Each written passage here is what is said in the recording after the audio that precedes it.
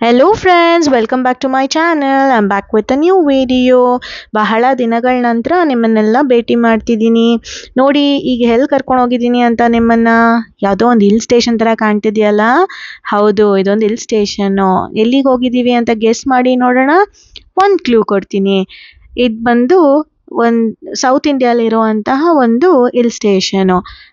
Guess ಮಾಡಿ ನೋಡೋಣ. ನಾನು ನೋಡಿ ಕುಟುಂಬ ಸಮೇತ ವೀಕೆಂಡಲ್ಲಿ ಈ ಹಿಲ್ ಸ್ಟೇಷನ್ಗೆ ಹೋಗಿದ್ದೆ. ಯಾವುದಿರ್ಬೋದು? ಊಟಿನಾ, ಮುನ್ನಾರ, ಕೂರ್ಗ ಅಥವಾ ವಾಯ್ನಾಡ? ಗೆಸ್ ಮಾಡಿ ನೋಡೋಣ. ಗೊತ್ತಾಗ್ತಿಲ್ಲ ಅಲ್ಲ? ನಾವು ಇವೆಲ್ಲವೂ ಅಲ್ಲ, ಈ 4 ಜಾಗ ನಾನು ಹೇಳಿದ್ದಲ್ಲ. ಈ ಸರಿ ನಾವು ಕೊಡೈಕೆನಾಲ್ ಹೋಗಿದ್ವಿ. ಇದು ಬಂದು ನಾವು ಉಳ್ಕೊಂಡಿದ್ದಂಥ ಹೋಟೆಲು.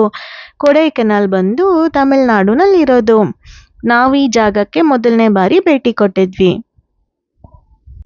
ಈ ವ್ಯೂ ಬಂದು ನಾವು ಉಳ್ಕೊಂಡಿದ್ದಂಥ ಹೋಟೆಲಿಂದ ಕಾಣುತ್ತೆ.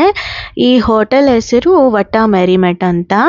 ಇದು ಬಂದು ಒಂದು ವ್ಯೂ ಪಾಯಿಂಟ್ ಹತ್ರ ಇತ್ತು ನಮ್ಮ ಹೋಟೆಲ್ ಬಂದು. ಈ ಹೋಟೆಲಿಗೆ ಡಾಲ್ಫಿನ್ ನೋಸ್ ಅನ್ನೋ ವ್ಯೂ ಪಾಯಿಂಟು ಬಹಳ ಹತ್ರದಲ್ಲಿತ್ತು. ಅಲ್ಲಿಗೆಲ್ಲ ಜನ ಟ್ರೆಕ್ಕಿಂಗ್ ಹೋಗ್ತಿದ್ರು.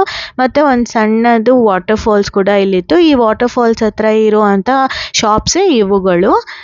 ಈ ಅಂಗಡಿಗಳಲ್ಲಿ ಎಲ್ಲ ತಿನ್ನೋ ಅಂಥದ್ದು ಸಣ್ಣ ಪುಟ್ಟ ಬೇಕ್ರಿ ಐಟಮ್ಸು ಮತ್ತು ಬಿಸಿ ಬಿಸಿ ಇದು ಕಾರ್ನು ಇದೆಲ್ಲ ಸಿಗ್ತಿತ್ತು. ಸೊ ನೋಡಿ, ಈ ವೆದರ್ಗೆ ಬಿಸಿ ಬಿಸಿ ಜೋಳ ತಗೊಂಡು ನಾವು ಈ ಚಿಲ್ಲಾಗಿರೋ ವೆದರಲ್ಲಿ ಜೋಳ ಎಂಜಾಯ್ ಮಾಡಿದ್ವಿ, ಬಿಸಿ ಬಿಸಿ ಜೋಳ. ನಾವು ಹೋಟೆಲಿಂದ ಸೈಟ್ ಸೀಯಿಂಗ್ ಹೊರಟಾಗ ಮಧ್ಯಾಹ್ನ ಆಗಿತ್ತು. ಯಾಕಂದರೆ ಬೆಳಗ್ಗೆ ಎಲ್ಲ ಒಂದು ಮಳೆ ಬಂತು. ಜೋರು ಮಳೆ ಆದದ್ರಿಂದ ನಾವು ಹೋಟೆಲಲ್ಲೇ ಉಳ್ಕೊಂಡಿದ್ವಿ. ಮಧ್ಯಾಹ್ನ ಮೇಲೆ ಸೈಟ್ ಸೀಯಿಂಗ್ ಹೋದ್ವಿ. ಫಸ್ಟ್ ಸೈಟ್ ಸೀಯಿಂಗ್ ಬಂದು ಕೋಕರ್ಸ್ ವಾಕ್ ಅಂತ ಈ ಜಾಗಕ್ಕೆ ಹೋದ್ವಿ. ನೋಡಿ, ಇದೆ ಅದು. ಈ ಜಾಗದಲ್ಲಿ ಒಂದು ಉದ್ದನೆಯ ಸ್ಟ್ರೆಚ್ ಫಾರ್ ವಾಕಿಂಗ್ ಇದೆ.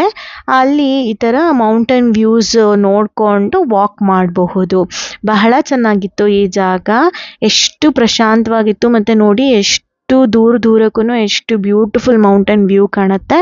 ಸೊ ಇದು ವಾಕ್ ಮಾಡ್ಕೊಂಡು ಹೋಗೋ ಜಾಗದಲ್ಲಿ ಕಾಣುತ್ತೆ. ಮತ್ತು ಆ ವಾಕಿಂಗ್ ಪಾತಲ್ಲಿ ಒಂದು ಸೈಡು ಎಲ್ಲ shops, like different key chains ಮತ್ತು ಮ್ಯಾಗ್ನೆಟ್ಸು ಮತ್ತು ಇದು ವುಡನ್ ಬ್ಯಾಂಗಲ್ಸು, ಶಾಲ್ಸು ಇವೆಲ್ಲ ಮಾರ್ತಿದ್ರು. ಮತ್ತು ಈಟಬಲ್ಸು ಸಿಗ್ತಿತ್ತು ತಿನ್ನೋದಕ್ಕೂ.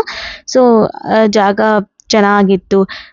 ನಾವು ಹೋದಾಗ ಭಾಳ ಚಿಲ್ಲಾಗಿತ್ತು ವೆದರು. ಮಳೆ ಆಗತಾನೆ ಬಂದು ನಿಂತಿತ್ತು. ಮತ್ತು ವೆರಿ ಕೋಲ್ಡಾಗಿ ಚಿಲ್ಲಾಗಿತ್ತು ವೆದರು. ಸೊ ನಾವು ವಾಕ್ ಮಾಡಿಕೊಂಡು ಭಾಳ ಎಂಜಾಯ್ ಮಾಡ್ಕೊಂಡು ವ್ಯೂನ ಮುಂದೆ ಹೋದ್ವಿ. So it's a beautiful stretch to walk. ಆಮೇಲೆ ಅಲ್ಲಿಂದ ದೂರದಲ್ಲಿ ನೋಡಿ, ನಾನು ಝೂಮ್ ಮಾಡಿ ನಿಮಗೆ ಆ ಬೆಟ್ಟದಲ್ಲಿ ಇರುವಂಥ ಮನೆಗಳು, ಬಿಲ್ಡಿಂಗ್ಸು ಎಲ್ಲ ತೋರಿಸಿದ್ದೀನಿ. ಇದು ರಾತ್ರಿ ಹೊತ್ತು ನೋಡೋಕ್ಕೆ ಶಿಮ್ಲಾ ಥರ ಕಾಣಿಸ್ತಿತ್ತು. ನಮಗೆ ಶಿಮ್ಲಾ ಹೋಗಿದ್ದಾಗ ಯಾವ ಥರ ವೈಬ್ ಬಂತು, ಅದೇ ಥರ ರಾತ್ರಿ ಹೊತ್ತು ನೋಡೋದಕ್ಕೆ ಫುಲ್ ಲೈಟ್ಸಿಂದ ಬೆಟ್ಟಗಳಲ್ಲಿ ಕಾಣುತ್ತೆ. ಅದು ಸೇಮ್ ಲೈಕ್ ಶಿಮ್ಲಾ ಥರನೇ ಕಾಣೋಕ್ಕೆ ಶುರು ಆಗುತ್ತೆ. ನೋಡಿ, ಅಲ್ಲಿ ನನ್ನ ಹಿಂದ್ಗಡೆ ಎಲ್ಲ ಶಾಪ್ಸ್ ಇದ್ದಾವೆ. ಇದೆ ಸಣ್ಣ ಸಣ್ಣ ಶಾಪ್ಸು. ಇಲ್ಲೆಲ್ಲ ಡಾಲ್ಸು ಮತ್ತು ಏನೇನೋ ಶೋ ಐಟಮ್ಸು ಮತ್ತು ಫ್ರಿಜ್ ಮ್ಯಾಗ್ನೆಟ್ಸು, ಶಾಲ್ಸು, ಕ್ಯಾಪ್ಸು ಅಂಥವೆಲ್ಲ ಮಾರ್ತಿದ್ರು, ಬ್ಯಾಗ್ಸ್ ಇಂಥವೆಲ್ಲ. ಸೊ ನಾವು ಅದನ್ನು ಸಣ್ಣ ಸಣ್ಣದಾಗಿ ಶಾಪಿಂಗ್ ಮಾಡಿಕೊಂಡು ಈ ವ್ಯೂನ ಎಂಜಾಯ್ ಮಾಡಿಕೊಂಡು ಚುರುಮುರಿ ತೊಗೊಂಡು ತಿಂದ್ಕೊಂಡು ಎಂಜಾಯ್ ಮಾಡಿದ್ವಿ. ಸೊ ಇದಾಗಿತ್ತು ನಮ್ಮ ಫಸ್ಟ್ ಸೈಟ್ ಸೀಯಿಂಗ್ ಪ್ಲೇಸು ಕೊಡೈಕೆನಾಲಲ್ಲಿ. ಇದು ತುಂಬ ಚೆನ್ನಾಗಿತ್ತು. ನೀವು ಹೋದಾಗ ತಪ್ಪದೇ ಇದನ್ನು ಭೇಟಿ ಕೊಡಿ. ತುಂಬ ಚೆನ್ನಾಗಿದೆ ಈ ಪ್ಲೇಸು.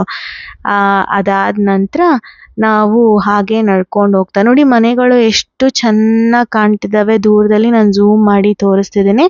ಲೈಕ್ ಟೆರೆಸ್ ಥರ ಸ್ಟೆಪ್ ಬೈ ಸ್ಟೆಪ್ ಮನೆಗಳು ಕಟ್ಟಿದ್ದಾರೆ ಬೆಟ್ಟದ ಮೇಲೆ. ಅದು ಭಾಳ ಚೆನ್ನಾಗಿತ್ತು ನೋಡೋದಕ್ಕೆ. ಮತ್ತು ನಾವು ಹೀಗೆ ನಡ್ಕೊಂಡು ಹೋದರೆ ಕೊನೆ ತಲುಪುತ್ತೀವಿ.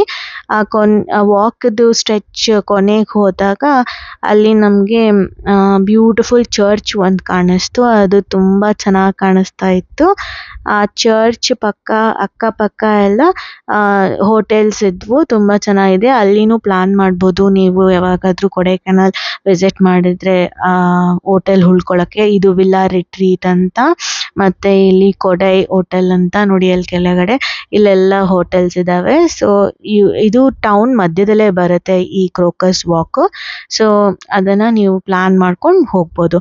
ಅದಾದ ನಂತರ ನಾವು ಕೊಡೈಕೆನಾಲ್ ಲೇಕಿಗೆ ಬಂದ್ವಿ. ಇಲ್ಲಿ ನೋಡಿ ತುಂಬ ಚೆನ್ನಾಗಿತ್ತು. ಈ ಲೇಕು ಆ್ಯಕ್ಚುಲಿ ದೊಡ್ಡದಾಗಿದೆ.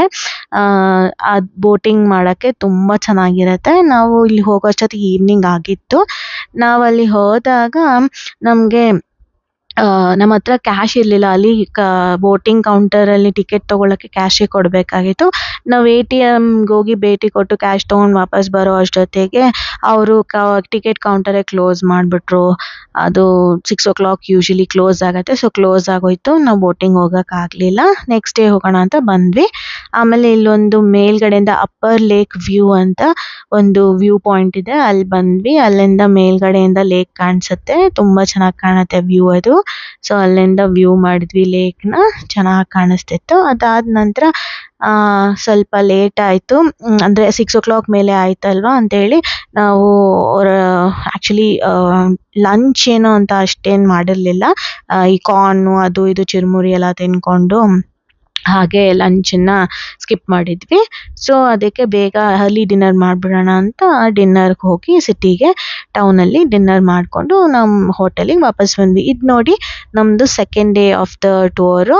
ಇದು ಸೆಕೆಂಡ್ ಡೇ ಬೇಗ ಮಾರ್ನಿಂಗೇ ರೆಡಿ ಆಗಿಬಿಟ್ಟು ಬಂದ್ವಿ. ನೆಕ್ಸ್ಟ್ ಡೇ ಏನು ಮಳೆ ಅಂತ ಏನೂ ಇರಲಿಲ್ಲ. But weather was pleasant only, ಚೆನ್ನಾಗಿತ್ತು. ಸೊ ಅದು ಫಸ್ಟ್ ನಾವು ಈ ಗುಣ ಕೇವ್ ಅನ್ನೋ ಕಡೆಗೆ ಬಂದ್ವಿ. ಅಲ್ಲಿ ಗುಣ ಕೇವ್ ಅನ್ನೋದು ನೋಡಿ ಈ ಥರ ಕಾಣುತ್ತೆ. ಇದು ಯಾಕತ್ರ ಹೆಸರಿಟ್ಟಿದ್ರೆ ಕೇವ್ ಅಂತ ಗೊತ್ತಿಲ್ಲ. ಬಟ್ ಅದು ಮರಗಳ ಕ್ಯಾನೋಪಿಯಿಂದ ಪ್ರಾಬಬ್ಲಿ ಅದು ಕೇವ್ ಎಫೆಕ್ಟ್ ಕೊಡ್ತಿತ್ತು. ಅದಕ್ಕೆ ಗುಣ ಕೇವ್ ಅಂತ ಹೆಸರಿಟ್ರೋ ಏನೋ ಗೊತ್ತಿಲ್ಲ. ಮತ್ತು ಇಲ್ಲಿ ಇದು ಮರಗಳದ್ದು ರೂಟ್ಸ್ ಇದಾವಲ್ಲ, ಅದೊಂಥರ ಡಿಫ್ರೆಂಟ್ ಫಾರ್ಮೇಷನ್ ಮಾಡಿತ್ತು. ಲೈಕ್ ನೋಡೋಕ್ಕೆ ಅದು ಅಟ್ರಾಕ್ಟಿವ್ ಆಗಿತ್ತು. ಅದು ರೂಟ್ಸ್ ಎಲ್ಲ ಒಂಥರ ಡಿಫ್ರೆಂಟಾಗಿ ಬೆಳ್ಕೊಂಡಿತ್ತು. ಅದು ಒಂದು ಅಟ್ರಾಕ್ಷನ್ನು ಪೀಪಲ್ಗೆ ಇಲ್ಲಿ. ಅದಾದ ನಂತರ ದೊಡ್ಡ ದೊಡ್ಡ ಮರಗಳು ಲೈಕ್ ಕ್ಯಾನಪಿ ಯೂಕಲಿಪ್ಟಸ್ ಟ್ರೀಸು ಇದ್ವು, ತುಂಬ ಇದ್ವು. ಅದು ನೋಡಿಕೊಂಡು ನಾವು ಹೊರಟ್ವಿ. ನೆಕ್ಸ್ಟು ನಾವು ಕೊಡೈ ನ್ಯಾಷನಲ್ ಪಾರ್ಕಿಗೆ ಬಂದ್ವಿ. ಅಲ್ಲಿ ನಮಗೆ ಪಿಲ್ಲರ್ ರಾಕ್ಸ್ ವ್ಯೂ ಕಾಣಿಸ್ತು. ಅದಾದ ನಂತರ ಈ ಥರ ಆರ್ಟಿಫಿಷಿಯಲ್ ಎಲಿಫೆಂಟ್ಸ್ ಇದ್ವು, ಅದರ ಮುಂದೆ ಫೋಟೋ ತೊಗೊಂಡ್ವಿ. ಅದಾದ ನಂತರ ನಾವು ಇದು ಪೈನ್ ಫಾರೆಸ್ಟಿಗೆ ಬಂದ್ವಿ. ಇಲ್ಲಿ ಪೈನ್ ಫಾರೆಸ್ಟಲ್ಲಿ ಪೈನ್ ಟ್ರೀಸು, ಪೂರ್ತಿ ಪೈನ್ ಟ್ರೀಸು ರೋ ಆಗಿ ಬೆಳ್ಕೊಂಡಿದ್ದಾವೆ. ಭಾಳ ಚೆನ್ನಾಗಿದೆ ಈ ಪ್ಲೇಸ್. ಆ್ಯಕ್ಚುಲಿ ಫೋಟೋಗ್ರಫಿಗೆಲ್ಲ ತುಂಬ ಚೆನ್ನಾಗಿತ್ತು. ನಾವು ಹೋದ್ವಿ, ಫೋಟೋಸ್ ಎಲ್ಲ ಇಟ್ಕೊಂಡ್ವಿ. ಸ್ವಲ್ಪ ಹೊತ್ತು ಅಲ್ಲಿ ಕೂತ್ಕೊಳ್ಳೋಕ್ಕೆಲ್ಲ ಪ್ರೊವಿಷನ್ ಮಾಡಿದ್ದಾರೆ, ಕೂತ್ಕೊಂಡ್ವಿ. ಅಲ್ಲಿ ಫೋಟೋಸ್ ತೊಗೊಂಡ್ವಿ. ಮತ್ತು ನನ್ನ ಮಗಳು ನಾನು ಹಾರ್ಸ್ ರೈಡ್ ಮಾಡಬೇಕು ಅಂತ ಕೇಳಿದ್ಲು.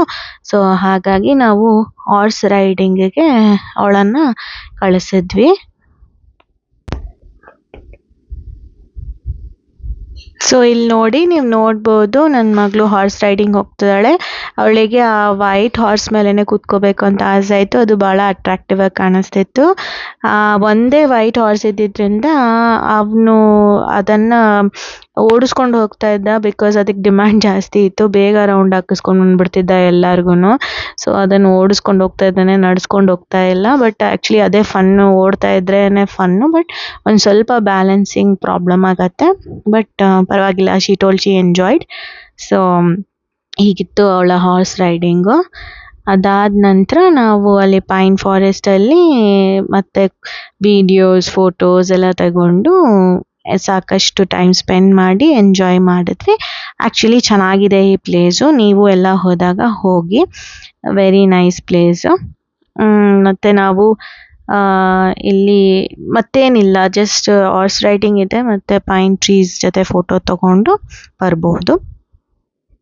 ನಾವು ವಿಡಿಯೋ ಮತ್ತು ಫೋಟೋಸ್ ಎಲ್ಲ ತೊಗೊಂಡು ಅಲ್ಲಿಂದ ಹೊರಟ್ವಿ. ನೋಡಿ ಪೈನ್ ಟ್ರೀಸ್ ಎಷ್ಟು ಉದ್ದ ಇದ್ದಾವೆ. ಅದು ಎತ್ತರವಾಗಿರೋದು ಮೇಲ್ಗಡೆ ತನಕ ತುಂಬ ಚೆನ್ನಾಗಿರುತ್ತೆ. ಅದಾದ ನಂತರ ನಮಗೆ ಏನೋ ಒಂದು ವಾಟರ್ ಫಾಲ್ಸ್ ಸಿಕ್ತು ಆನ್ ದ ವೇ ಬ್ಯಾಕ್. ನಾವು ಆ್ಯಕ್ಚುಲಿ ಅವತ್ತು ಈವ್ನಿಂಗೇ ರಿಟರ್ನ್ ಬಂದುಬಿಟ್ವಿ. ನೋಡಿ, ಇದು ಬರಬೇಕಾದ್ರೆ ಬೆಟ್ಟಗಳ ವ್ಯೂ. ಅದು ವಾಪಸ್ ರಿಟರ್ನ್ ಬರುವಾಗ ಸನ್ಸೆಟ್ ವ್ಯೂ ಕಾಣುತ್ತೆ. ಬಟ್ ಅದೇ ಸನ್ಸೆಟ್ ಎಕ್ಸಾಕ್ಟ್ಲಿ ಕಾಣಲ್ಲ, ಬಟ್ ಅದು ಪೂರ್ತಿ ಸ್ಕೈ ಎಲ್ಲ ಆರೆಂಜ್ ಆಗಿರೋದು ದೂರದಲ್ಲಿ ಕಾಣ್ತಿದೆ ನೋಡಿ, ಅದು ಭಾಳ ಚೆನ್ನಾಗಿತ್ತು. ಮತ್ತು ಇದು ನಾವು ಘಾಟ್ ಸೆಕ್ಷನಲ್ಲಿ ವಾಪಸ್ ಬರುವಾಗ ಇದು ರೋಡ್ ಹೀಗೆ ಕಾಣಿಸ್ತಿತ್ತು. ನಾವು ಹೋಗೋವಾಗ ನಾನು ಇದು ತೊಗೊಳಕ್ಕಾಗಲಿಲ್ಲ, ಯಾಕಂದರೆ ನಾವು ರೀಚ್ ಆಗಿದ್ದು ನೈಟು. ಬಟ್ ಬರುವಾಗ ಸಂಜೆ ಆಗಿತ್ತಲ್ವ, ಅದಕ್ಕೆ ಆ ಘಾಟ್ ಸೆಕ್ಷನ್ ಪಾಸ್ ಆಗುವಾಗ ನಾನು ರಿಟರ್ನ್ ಬರೋದನ್ನು ವಿಡಿಯೋ ಮಾಡಿಕೊಂಡೆ. ಮತ್ತು ನಾವು ಅಲ್ಲಿಂದ ಹೊರಡ್ತಾ ಕೊಡೈಕೆನಾಲ್ ಸ್ಪೆಷಾಲಿಟಿ ಆದಂತಹ ಸ್ಪೈಸಸ್ಸು ಮತ್ತು ಅಲ್ಲಿಂದ ಹೋಮ್ ಮೇಡ್ ಚಾಕ್ಲೇಟ್ಸ್ ಎಲ್ಲ ತೊಗೊಂಡು ನಾವು ಬೆಂಗಳೂರು ಕಡೆ ಪ್ರಯಾಣ ಹೊರಟ್ವಿ. ಇದಾಗಿತ್ತು ನಮ್ಮ ಕೊಡೈಕೆನಾಲ್ನ ಶಾರ್ಟ್ ವಿಡಿಯೋ. ನಿಮಗೆಲ್ಲ ಇಷ್ಟ ಆಗಿದೆ ಅಂತ ಅಂದ್ಕೊಂಡಿದ್ದೀನಿ. ಇಷ್ಟ ಆಗಿದ್ದರೆ ಶೇರ್ ಮಾಡಿ, ಲೈಕ್ ಮಾಡಿ, ಸಬ್ಸ್ಕ್ರೈಬ್ ಮಾಡಿ ಮತ್ತು ಕಾಮೆಂಟ್ ಮಾಡಿ. Bye, see you in my next vlog.